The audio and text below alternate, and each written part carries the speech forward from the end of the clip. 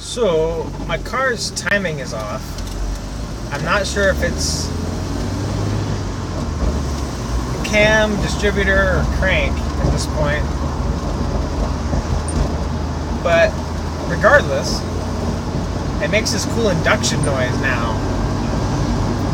So maybe that means it's cam. I don't know.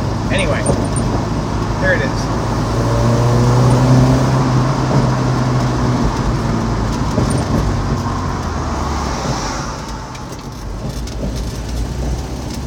Nothing other than the timing was changed. And I know it's off because of the power is way down. When I step in it, it makes that noise, which is really cool, but it doesn't go anywhere. So it sounds like it's going fast, but it just kind of goes.